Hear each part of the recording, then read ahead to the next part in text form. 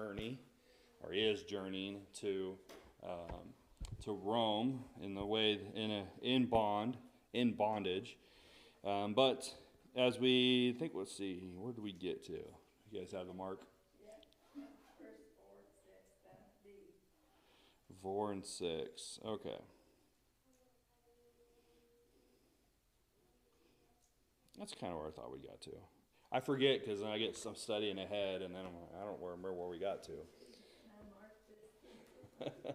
I appreciate it. All right, so Paul is starting his journey. He is, of course, in the hands of Julius, and I think we finished up talking about last week, is that he stopped in the city of Sidon. And there in Sidon, he was treated well. He was given the ability to go see friends, which we talked about that. It says a lot about Paul. It says a lot about Julius and his trust of Paul, because he is bound. He is going with other prisoners, but yet they land in a city, and he tells Paul, go do what you want. Go see your friends. Go spend time, and come back. And, it says a lot about Paul. Paul was trustworthy enough to be able for Julius to say, he will come back, and he did. And then on top of that, Julius trusted Paul, which shows a lot about what Julius thought of Paul, and the fact that probably thought he was not a criminal, and probably didn't expect him to be deserving of being in the bonds that he is. And so allowing him to do that was pretty amazing. And we're going to see that more as we go through this journey of his listening to Paul, and sometimes not listening to Paul, but including Paul in discussion. And so verse 4 says, and we had put to sea from there, we sailed on the shelter of Cyprus because the winds were contrary. And when we had sailed over the sea, which is off Sicilia, and Pamphylia, we came to Myra, a city of Lycia. There the centurion found an Alexandrian ship sailing to Italy, and he put us on board. And so we're talking about Lycia. So they went from Sidon, which was where Paul was at. And because of the winds, they went on this side of Cyprus to protect them. They went over to Myra. Now he has found a ship of Alexandria, which is down here, but it was going to Rome, and put the prisoners on there, and put Paul himself also on this ship. Let's see, verse 6. Let me look at my notes here, what I have. Kaufman stated this: the route to Rome lay in a westerly direction, but the winds coming from almost exactly the direction they wished to go forced them to sail northward. It was late August or early September, approaching the time when navigation of the Mediterranean would no longer have been safe for ancient sailing vessels. It was urgency from this consideration that probably influenced Julius to take passage with his company on a ship going only part of the way. And so, taking small jumps to different places because it was getting to be dangerous. And that's going to play a part later. Myra is an important trade city between Egypt and Rome, and it was important for corn and wheat. And I'm guessing that the cargo that was on this vessel that is now going to Rome would have been a lot of that, of wheat, of grain and things like that is going to Rome. He also stated this was a great vessel for those times, carrying a cargo of wheat and 276 passengers and crew, estimated by Bowles as a vessel of 10 or 11 tons. That's pretty good size. It's a pretty good sized vessel. Josephus tells us of one such ship on which he took passage that carried 600 passengers. Josephus' ship, like Paul's, sank.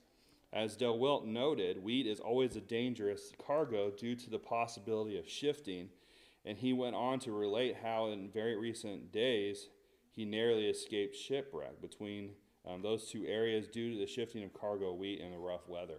So it's a pretty good sized vessel. You have many passengers. Could be up to 600 passengers on this ship. So it's a very large ship. And as we get to where they are in the storm, they start to throw all of that off. So you can imagine, this is a good-sized ship, and they get rid of all the cargo, every bit of it, because of the danger that it was going to bring them. It was bringing them, causing them to sink.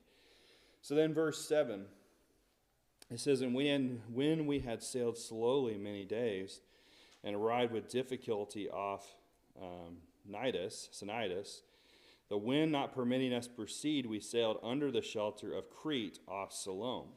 Passing it with difficulty, we came to a place called Fair Havens, near the city of Lasea. So they are trying to go this way, but it's not working. And so they end up down here on Crete, and they're trying to get around and use this as protection, and they end up in Lasea and then Fair Havens, and spend a little time there.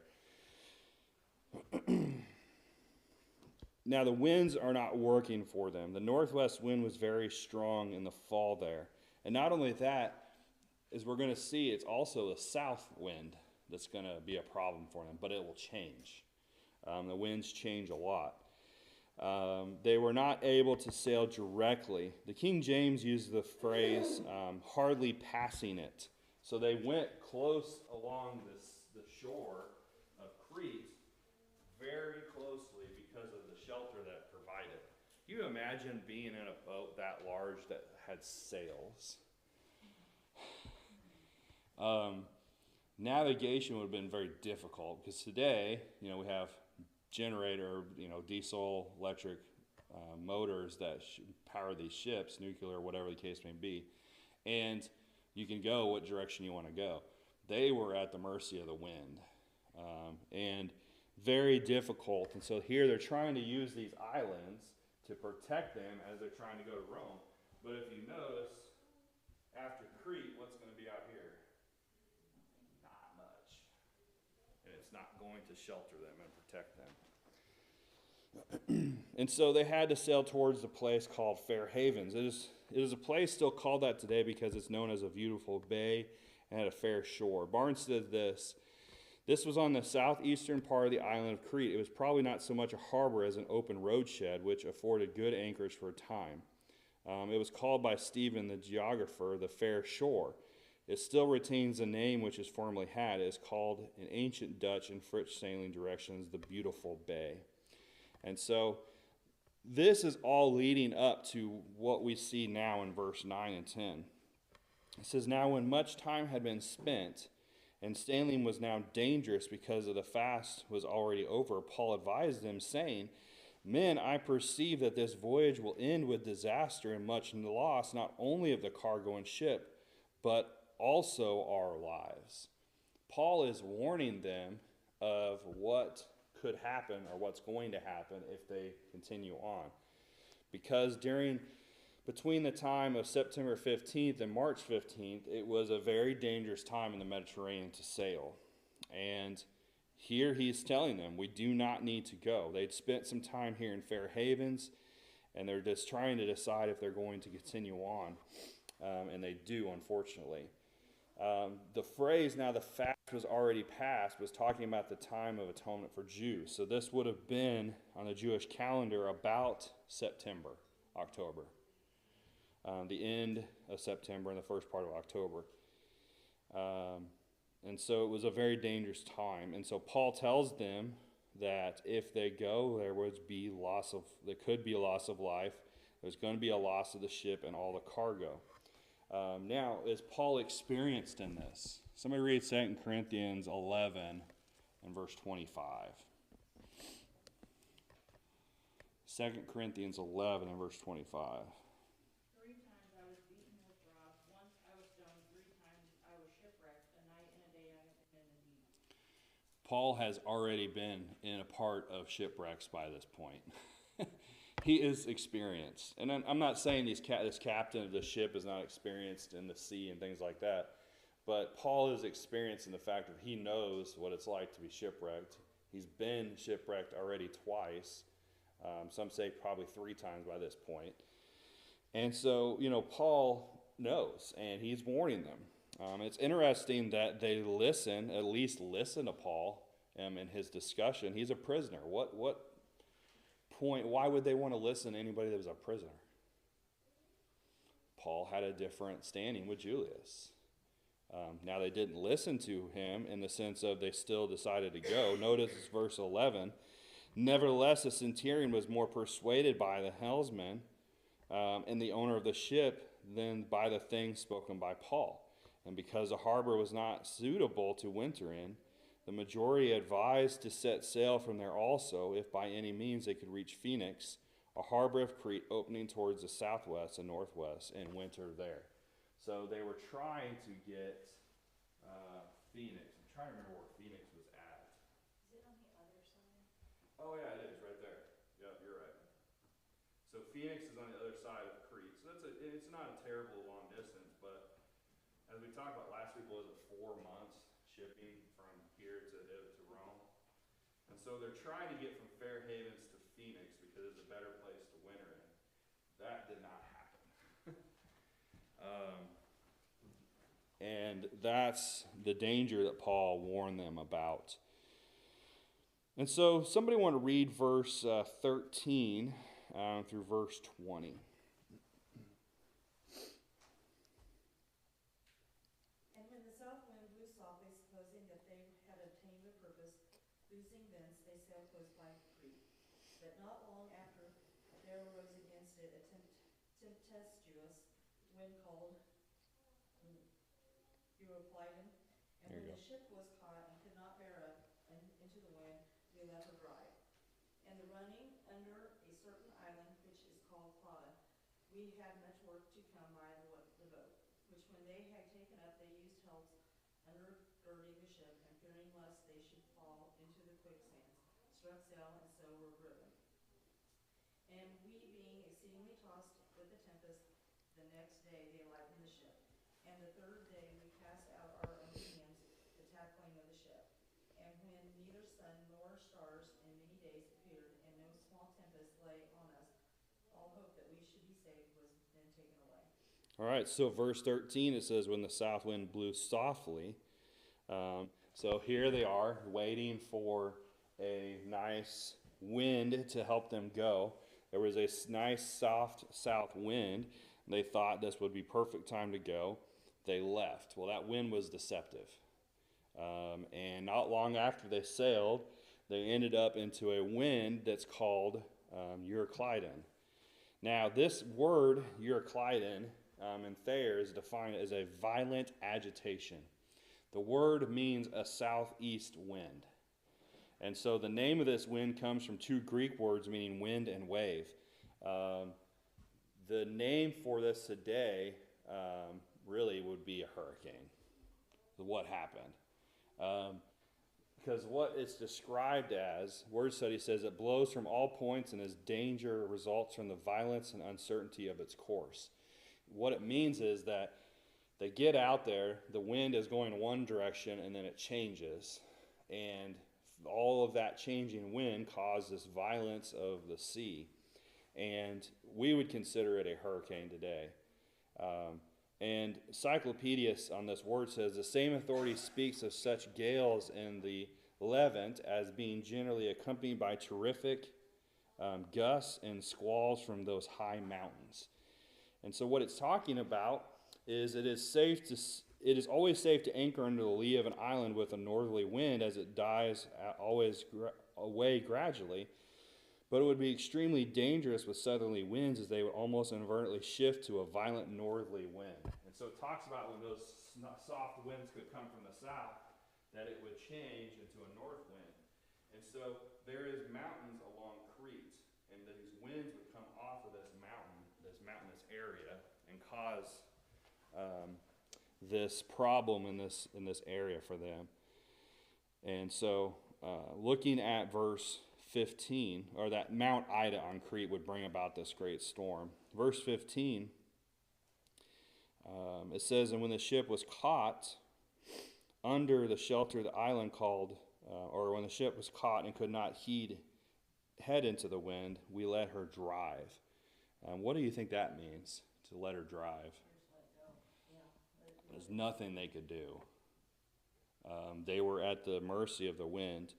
So verse 16, and running under the shelter of an island called Claudia, we secured the skiff with difficulty. King James says boats. And so Claudia is right here, or Claudia. So they were trying to get to Phoenix, so you can see they're already being shoved out into the sea, farther away from where they were wanting to go. So this little tiny island out here. So they get to a point where they have some shelter, and they start to shore up the boat. Now, the word skiff, it's kind of the idea of the lifeboat. So they're trying to shore up the boat and the lifeboat in a sense, because the lifeboat would have been dragged behind by a rope that would follow them to help them if they needed it. But what they would do was they would use chains, or they would use ropes to try to shore up the boat. Luke, Coffin says this, Luke's used the word here, which means bandaging. You think about bandaging. It describes actually what they were doing. In modern times, this was called frapping a vessel, referring to the passing of cables under the exterior of the hull to give it greater strength and keep it from breaking up during the storm. All ancient sailing vessels carried supplies for such a purpose. Now, because you imagine, what were the boats made of? Wood, planks, right? So you can imagine getting a gap in those boards of what it could do. So they would run cables or ropes under the ship and shore it up to hold those boards together, and to try to save them from when they hit something or the waves hitting them. They would have to. They would have to. Yeah. So the word skiff could mean that lifeboat, and so it could have been they pulled the lifeboat up and they tried to secure it also. But indications seem to be that they're trying to do this to the boat too. But they got to this island where it's a little safer. So yeah, they're swimming under to try to secure this. It does. But they were desperate. I mean, they didn't have a choice. And so Claudia is a small island about 7 miles long by 3 miles wide in the Mediterranean Sea. It's south, which you can see on the map. Well, you can't see it, but the name's there. There was a fierce World War II battle fought here. And so it's kind of still known today. And so they were afraid that they were going to get driven. Now, notice what it said in verse 17. It says, and when they had taken it aboard, they used cables to undergird the ship, and fearing lest they should run aground on the citrus sands, they struck sail and so were driven. And so the sands is what it's talking about here. This was an area off of the African coast. So it was basically quicksand. And that's what they were worried about. See this citrus, I'm saying that right, citrus major. There would have been an area here off this coast, and then of course Lydia. Lydia's over here. Not Lydia, what's the word over there? Carthage. Didn't I say Carthage? Yeah, it's Carthage. Carthage and Cyrene. And so those two areas, they were scared, of course, Cyrene's right here, that if they went too far south, because this wind that was driving them, they would end up in the quicksands, and then they're going to lose their boat. And so there was a shelf here of this sand, and it's also over here by Carthage. And so they're trying to figure out what to do. And it says that they decide, verse 19 or verse 18, and because we were exceedingly tossed the next day, they lightened the ship. So they start to throw everything off the ship. That would have included every bit of their money-making abilities here, because that would have been their cargo. So the first thing to go was the ships, like the wheat, the corn, and things like that, to lighten the ship. And now they're going from wanting to make money to now survival mode. They don't want to die.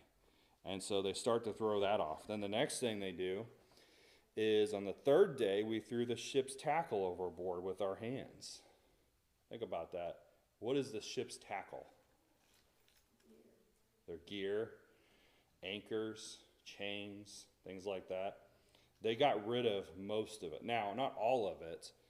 Barnes says anchors, sails, cables, bandage, etc. That is everything that was not indispensable to its preservation.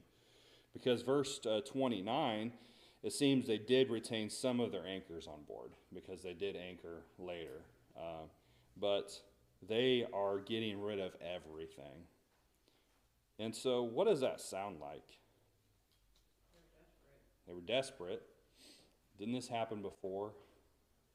So I'm going to read the book of Jonah, verse 5 through 9.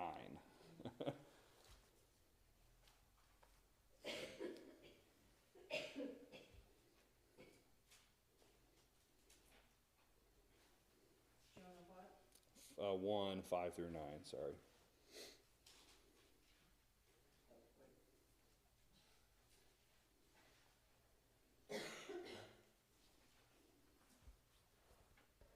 Then the mariners were afraid and cried every man unto his God, and cast forth the wares that were in the ship into the sea to lighten it of them.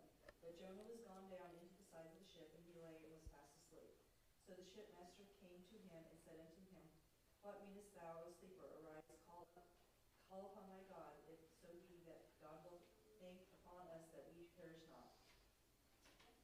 Do which one? What verse? Verse 9. 9, okay.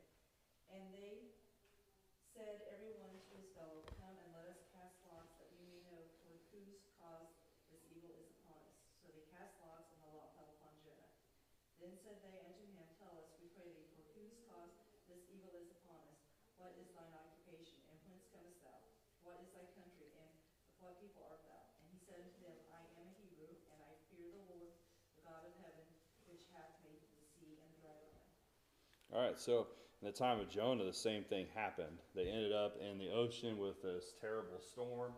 And if you look at where he was at, he went to Caesarea, got on a boat, and he was planning to go all the way to Spain, which was way over here on this map.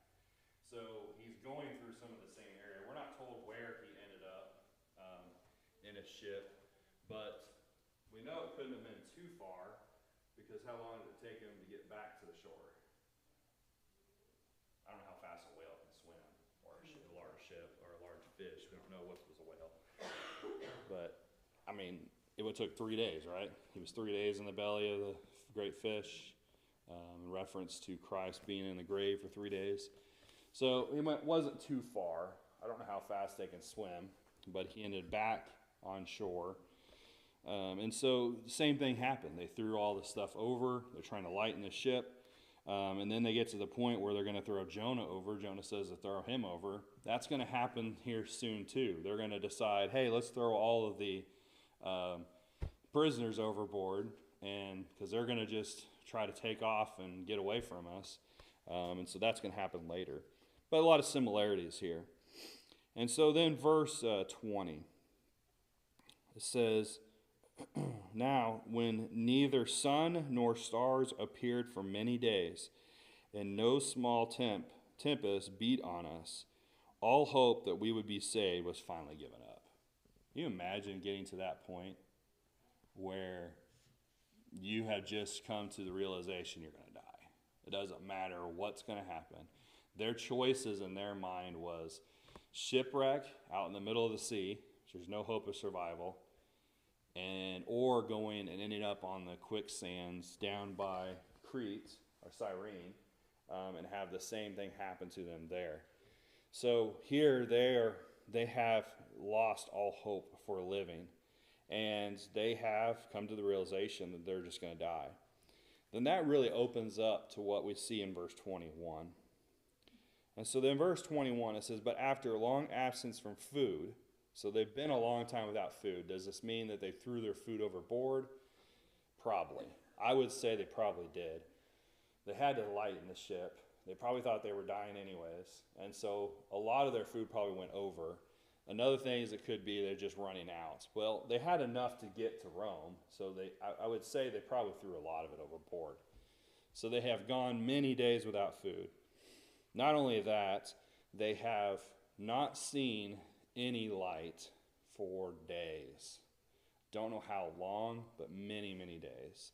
I would say if the boat was being tossed as bad as this sounds, they couldn't eat. Yeah. I don't know how on earth you would. Well, they do eat here in a little bit, Right. but During all this, I don't know how you could. yeah, be difficult. This is why I don't want to go out in the ocean. So beware when you're over there. Just don't read this chapter before you go on your ship, your cruise that way. Yeah, don't worry him about it. It's not like that. A little different boat. You're not going by sails.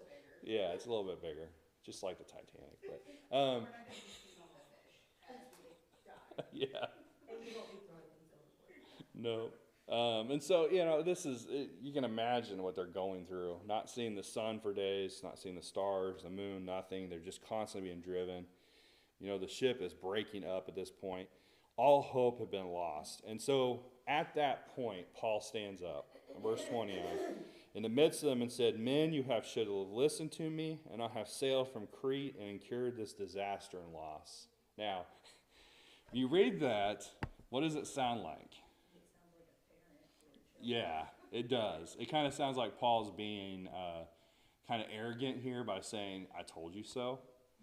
But is that what he's doing? No, not at all. When I think about this and I'm reading this, I think about a prophet. What were prophets, their purpose? What would they do? Okay, warn, right? And we're told in the Old Testament that a prophet, you could tell a prophet who he was based upon what? If what he says happens. So Paul has already stated in front of them all, we should not go or we are going to die. Now, after they have realized they're going to die, they have done everything they can, Paul stands up and says, "You should have listened to me." He's not saying that as, "I told you so, ha ha ha," because you think about it, there's really no reason for him to be arrogant like that. What's that going to benefit him? Nothing. Exactly. He's going to die with them. What's the point of saying ha ha and then, whatever the case may be? That's not what he's doing. Notice verse 22. It says, "And now I urge you to take heart, for there will be no loss of life among you, but only of the ship. For there stood by me this night an angel of the God, to whom I belong and whom I serve, saying, 'Do not be afraid, Paul. You must be brought before Caesar. Indeed, God has granted you all those who sail with you. Therefore take heart, men, for I believe God, that it will be just as it was told me. However, we must run aground on a certain island.'" So, Paul, he says, "I told you we should not have done this, but take heart, because God has told me that I am going to stand before Caesar, and God has told me that there would be no loss of life on this ship. We are going to go aground.